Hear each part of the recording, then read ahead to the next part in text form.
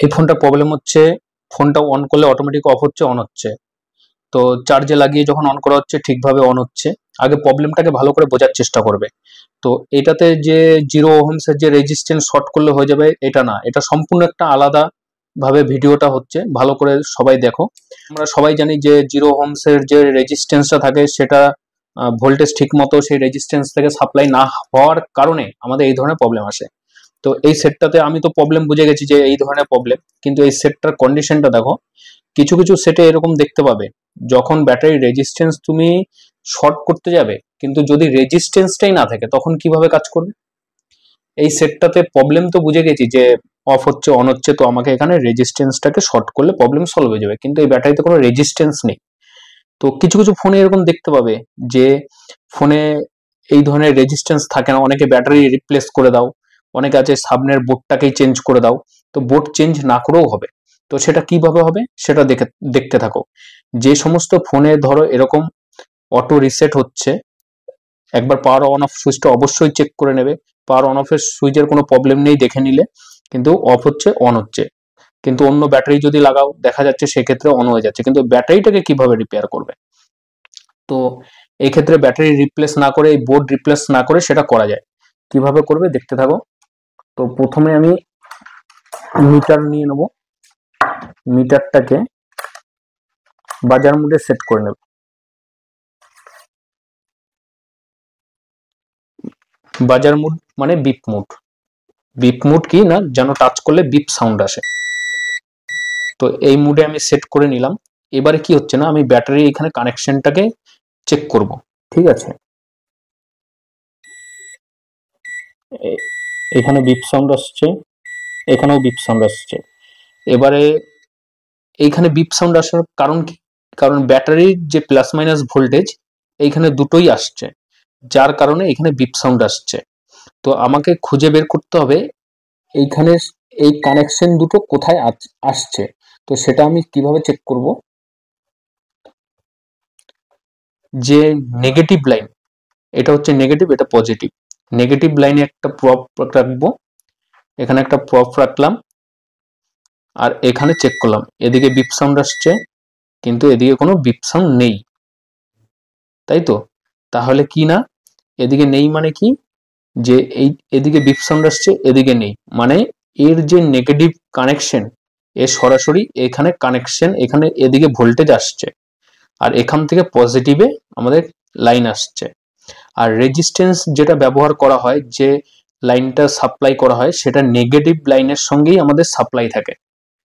Maximum 90% ব্যাটারিতে যে negative line থেকে রেজিস্ট্যান্স হয়ে ভোল্টেজ আসে।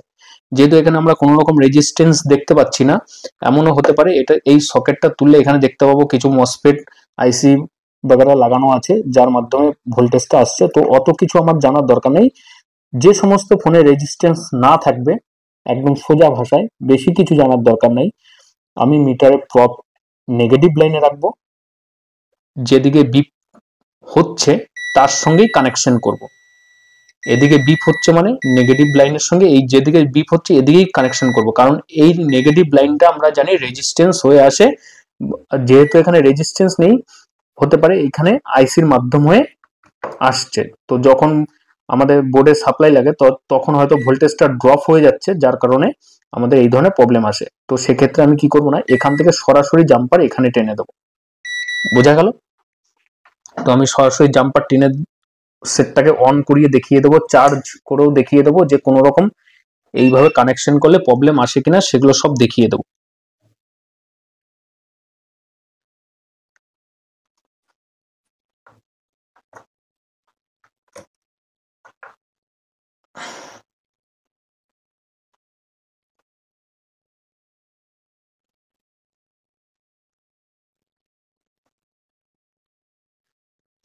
যে সমস্ত ফোনে রেজিস্ট্যান্স না দেখতে পাবে, অটো রিসেট হচ্ছে, সেই সমস্ত ফোনে এইভাবেই কাজ করবে। ব্যাটারি রিপ্লেস করার কোনো প্রয়োজন নেই যদি ব্যাটারিটি না ফুলে থাকে।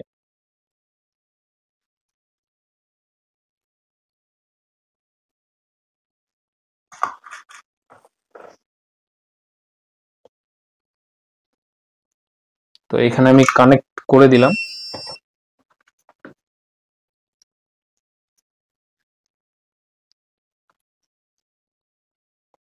তারটা এরকম উপর ভাবে রাখবে যেন ভিতরে কোনো রকম ভাবে শর্ট না হয়। তো এইভাবে কানেকশন করলে কোনো প্রবলেম হতে পারে কি পারে না, অনেকের মনেই প্রশ্ন থাকতে পারে। না, কোনো প্রবলেম নেই। তোমাকে কাজ উদ্ধার করা নিয়ে কথা, কাস্টমার তুরন্ত সার্ভিস দেওয়া নিয়ে কথা, বোর্ড পাল্টাবার কোনো প্রয়োজন নেই। এইভাবে কাজ করলেও কোনো প্রবলেম নেই। যেখানে রেজিস্ট্যান্স না দেখতে পাবে যে সমস্ত ব্যাটারিতে, সেই সমস্ত সেটে এইভাবেই কাজ করবে।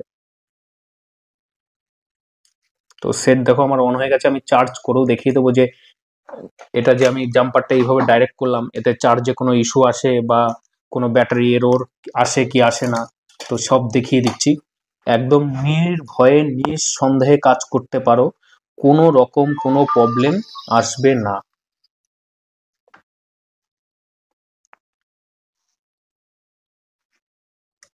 এরকম নতুন নতুন ধরনের আপডেট দিতে থাকবো, সাথে থাকো। তো দেখো সেট প্রপারলি অন হয়ে গেছে।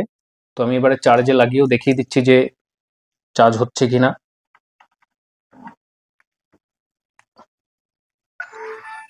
তো দেখতে পারো চার্জে কানেক্ট হয়ে গেছে, চার্জিং, কোনো রকম কোনো প্রবলেম নেই।